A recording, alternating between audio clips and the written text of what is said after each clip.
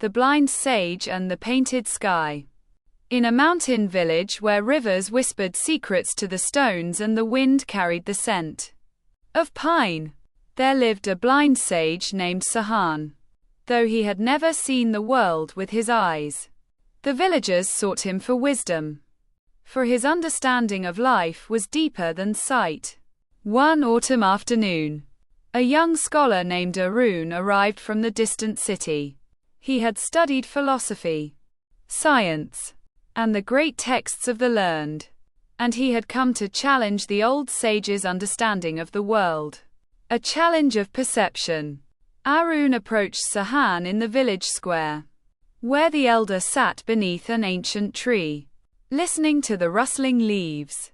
"Sage Sahan," Arun said, "I have heard of your wisdom. But how can you speak of the world when you have never seen it? Without sight, how do you know what is real?" Quote. Sahan smiled. "And you, young one, how do you know that you see the world as it truly is?" Quote. Arun scoffed.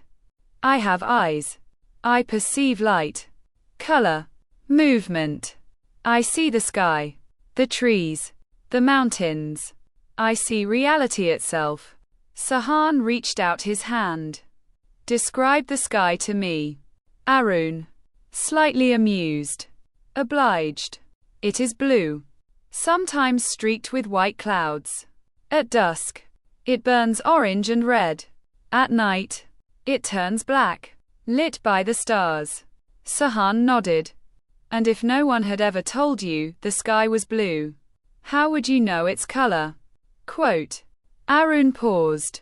"Because I see it." Sahan chuckled. "And if I tell you that blue is simply a name given to something you have never touched, never held, never tasted, how do you know your blue is the same as another's? What if a painter saw it as green but called it blue because he was taught to do so?" Quote. Arun frowned. "That is a trick of language. Even if we name things differently, the sky remains the same." Sahan nodded. "But tell me, have you ever touched the sky?" Quote. "No," Arun admitted. "Then how do you know it is real?" Quote. Arun hesitated. "Because it is there. Everyone sees it." Sahan leaned in. "Yet you believe in the wind, though you cannot see it. You believe in love, though you cannot weigh it. You believe in time, though you cannot hold it. What if I tell you that sight is merely one sense among many, and perhaps the most deceiving of them all?" Quote.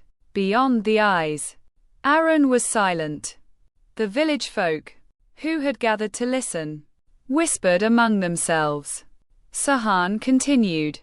"Tell me, young one, when you dream, do you see?"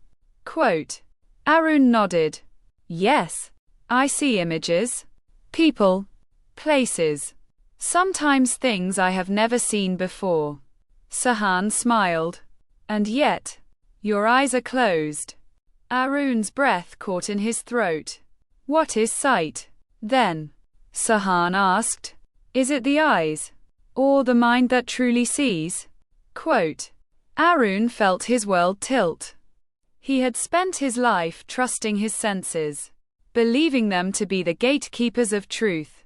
But now he wondered, had he been blind in ways he never realized?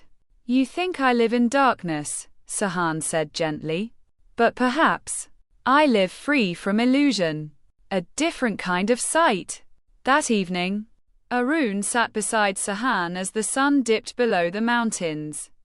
The sky burned with colors Arun had always taken for granted. But for the first time, he questioned whether he truly knew what he was looking at. "Sage Sahan," he said, "if sight deceives, then how do we know what is real?" Quote.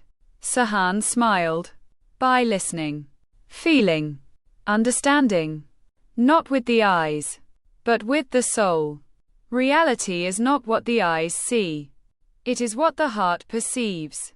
And as Arun gazed at the sky, he realized he had spent his whole life looking, but perhaps For the first time, he was beginning to see.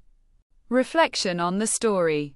This deeper version explores multiple philosophical themes. Small diamond, the nature of perception. Can we trust our senses? Or do they merely construct an illusion of reality? Small diamond, subjectivity of experience. Do we all experience the same world? Or is reality shaped by individual perception? Small diamond, the limits of sight. If dreams create visions without the need for eyes, does that mean true sight happens in the mind? Small diamond, the illusion of certainty. What we accept as real may be nothing more than conditioned belief. Would you like me to add more layers? Perhaps tying it to specific philosophical traditions like Plato's cave, Kant's phenomena versus noumena, or Eastern ideas of Maya, illusion. Let me know. பார்த்ததற்கு நன்றி. இது உங்களுக்கு உத்வேகம் அளித்திருந்தால் வேறு ஒருவருக்கும் இது உத்வேகம் அளிக்கக்கூடும். பாருங்கள், பகிருங்கள், ஊக்கத்தை பரப்புங்கள்.